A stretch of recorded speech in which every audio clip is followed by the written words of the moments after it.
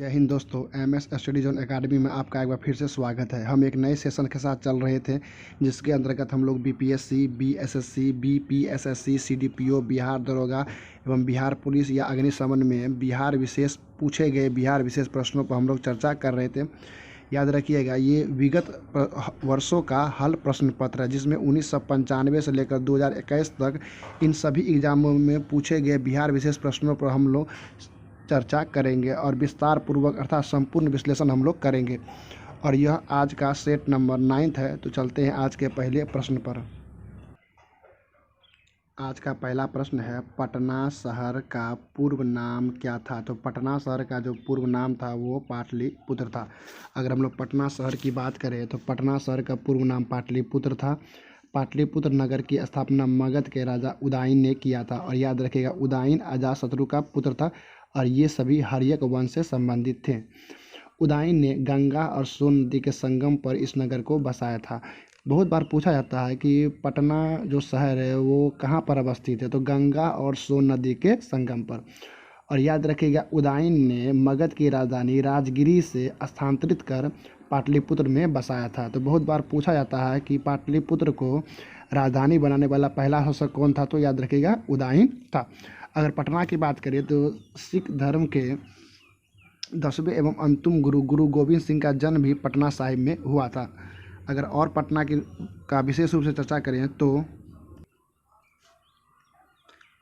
पटना एक पटन देवी, एक हिंदू देवी है, से प्रचलित हुआ है। एक अन्य मत के अनुसार यह नाम संस्कृत के पतन से आया है जिसका अर्थ बंदरगाह होता है। मौर्य काल के यूनानी इतिहासकार मेगास्थनीज ने इस शहर को पालीबोथरा तथा चीनी यात्री फाहियान ने पालिनफू के नाम से संबोधित किया है।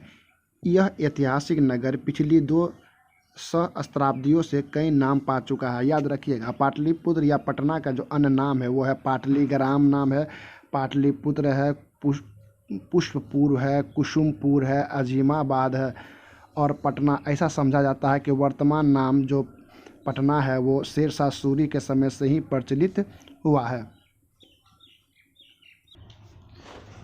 और पटना शहर के बारे में बताएं तो बिहार राज्य की राजधानी पटना है जिसकी स्थापना 1541 ईस्वी में हुई थी। पटना के संस्थापक की बात करें तो शेरशाह सूरी है जो कि सूर वंश से संबंधित है। और पटना का प्राचीन नाम आपको बता ही दिए हैं, पाटलिपुत्र है, कुसुमपुर है, पुष्पपुर है, अजीमाबाद है। और इसकी स्थापना 461 ईसा पूर्व में हुआ था। याद रखिएगा, पाटलिपुत्र के संस्थापक उदयन या उदयन है जो कि हर्यक वंश से संबंधित है। अगर पाटलिपुत्र के संस्थापक की बात की जाए तो उदयन या उदयन है। अगर पटना के संस्थापक की बात की जाए तो यह शेरशाह सूरी है जो कि सूर वंश से संबंधित है। और यहाँ आप लोग फिगर में पटना को काफ़ी खूबसूरती रूप से देख रहे होंगे। चलते हैं अगले प्रश्न पर। बक्सर का युद्ध कब हुआ था? तो याद रखिए, बक्सर का युद्ध आपको 22 अक्टूबर 1764 ईस्वी को हुआ था। याद रखिएगा, बक्सर का युद्ध कब हुआ था? तो 22 अक्टूबर 1764 को हुआ था। बक्सर की युद्ध की बात करें तो बक्सर का युद्ध 22 अक्टूबर 1764 को एक तरफ अंग्रेज़ थे और दूसरी तरफ बंगाल के नवाब मीर कासिम थे, अवध के नवाब शुजा-उद-दौला थे और मुग़ल सम्राट शाह आलम द्वितीय थे। ये तीनों एक साथ थे और अंग्रेज़ एक तरफ थे और इनके बीच युद्ध हुआ था। इस युद्ध में अंग्रेज़ ही विजय हो गए थे। और इस युद्ध में अंग्रेज़ों का जो सेनापति था वो था हेक्टर मुनरो, जो कि बहुत बार पूछा जाता है कि बक्सर के युद्ध के समय अंग्रेज़ी सेनापति कौन थे, तो हेक्टर मुनरो थे। और याद रखिएगा, बक्सर के युद्ध के बाद एक बार फिर मीर कासिम की जगह मीर जाफ़र को नवाब बनाया गया था, क्योंकि पलासी के युद्ध के बाद मीर जाफ़र को बनाया गया, फिर मीर जाफ़र को हटाकर मीर कासिम को बनाया गया और फिर बक्सर के युद्ध के बाद मीर कासिम की जगह मीर जाफ़र को नवाब बनाया गया। अगला प्रश्न, मगध एवं इसकी राजधानी पाटलिपुत्र। मगध की राजधानी क्या थी? तो पाटलिपुत्र थी, जो सारे संसार में प्रसिद्ध हुए। को किसने बनाया था? तो मैंने अभी तुरंत इसका आप लोगों को डिटेल में बताया है। तो इसका जो आंसर होगा वो होगा मौर्य सम्राटों ने। मगध एवं इसकी राजधानी पाटलिपुत्र सारे संसार में प्रसिद्ध हुए को किसने बनाया था? तो मौर्य शासक ने बनाया था। अगर विस्तार से बात करें तो 475 ईसा पूर्व में मगध की राजधानी राजगिरी से पाटलिपुत्र उदयन द्वारा स्थानांतरित किया गया था। मगध एवं इसकी राजधानी पाटलिपुत्र में विश्व प्रसिद्ध प्रासादों का निर्माण एवं व्यापक विकास का श्रेय मौर्य सम्राटों को दिया जाता है। अगर बात करें मगध की राजधानी कहाँ थी तो पाटलिपुत्र थी। किसने बनाया था तो उदयन ने बनाया था, जो कि हर्यक वंश से संबंधित थे। परंतु मगध की राजधानी पाटलिपुत्र को सारे संसार में जिसने प्रसिद्ध करवाया वो मौर्य शासक थे, जैसे चंद्रगुप्त मौर्य थे, सम्राट अशोक थे। तो याद रखिएगा आप लोग। चलते हैं अगले प्रश्न पर। बिहार में भूमि का उपजाऊ अंश है, तो बिहार में भूमि का जो उपजाऊ अंश है वो उत्तरी बिहार में है। अगर हम लोग डिटेल में बात करें तो अगर ये मेरा प्यारा बिहार है तो बिहार का ये जो उत्तरी भाग है, जो गंगाई का मैदान भी कह सकते हैं या बहुत सारी नदियां जो प्रवाहित होती है, यह क्षेत्र काफ़ी उपजाऊ होता है। तो इस प्रकार बिहार में जो भूमि का उपजाऊ अंश है वो उत्तरी बिहार में सबसे ज़्यादा उपजाऊ है। और बहुत बार पूछा जाता है कि उत्तरी बिहार किस लिए प्रसिद्ध है, तो याद रखिएगा उत्तरी बिहार बाढ़ के लिए भी प्रसिद्ध है। उत्तरी बिहार में ज़्यादा उपजाऊ भूमि है तो उत्तरी बिहार बाढ़ के लिए भी काफ़ी प्रसिद्ध है, और दक्षिण बिहार सूखा के लिए ज़्यादा प्रसिद्ध है। अगला प्रश्न है, बिहार के उत्तर सीमांत अर्थात उत्तर सीमा के अंत के ऊपर है, तो बिहार के उत्तर सीमांत के ऊपर है हमारा नेपाल, ऑप्शन नंबर डी। यहाँ पर पश्चिम बंगाल लिखा हुआ था जो कि गलत है। तो बिहार के उत्तर सीमांत के ऊपर क्या है तो नेपाल है।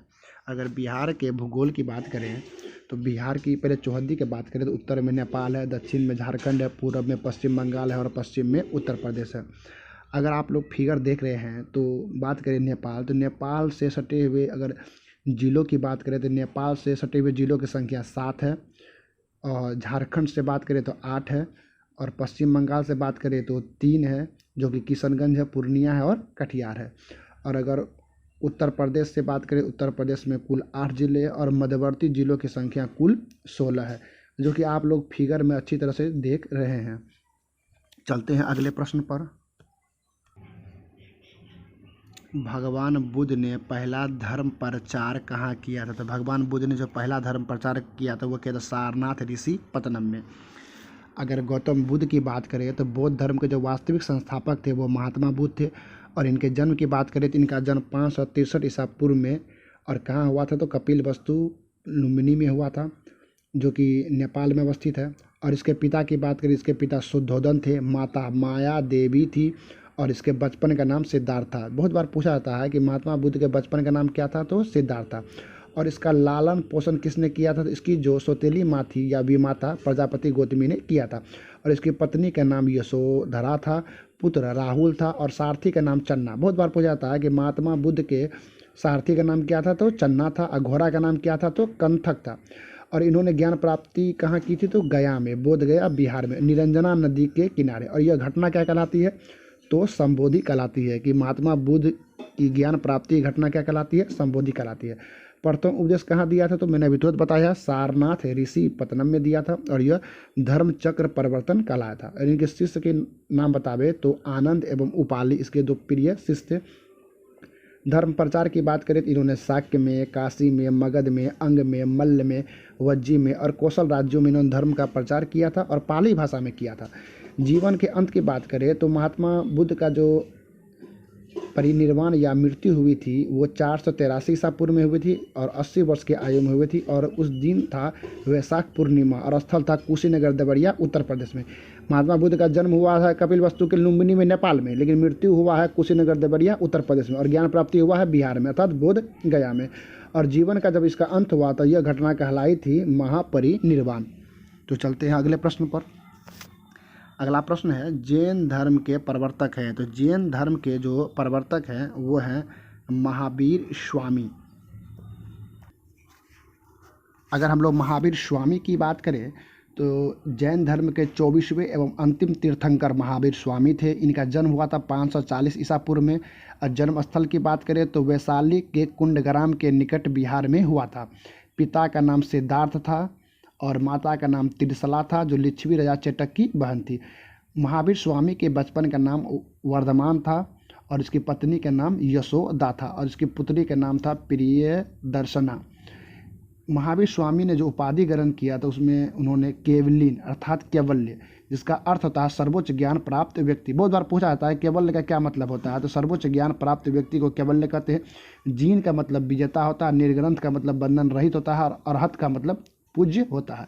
और इसकी निर्वाण प्राप्ति की बात करें तो महावीर स्वामी की निर्वाण जो हुई थी अर्थात मृत्यु, वो पावापुरी राजगिरी बिहार में 72 वर्ष की आयु में 468 ईसा पूर्व में, याद रखिएगा 468 ईसा पूर्व में सस्तीपाल के यहाँ हुआ था। चलते हैं अगले प्रश्न पर।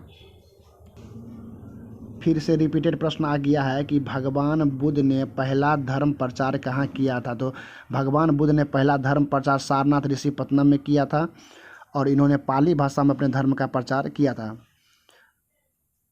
और महात्मा बुद्ध ने सबसे ज़्यादा उपदेश कहाँ दिया था, तो याद रखिएगा कौशल देश की राजधानी श्रावस्ती में।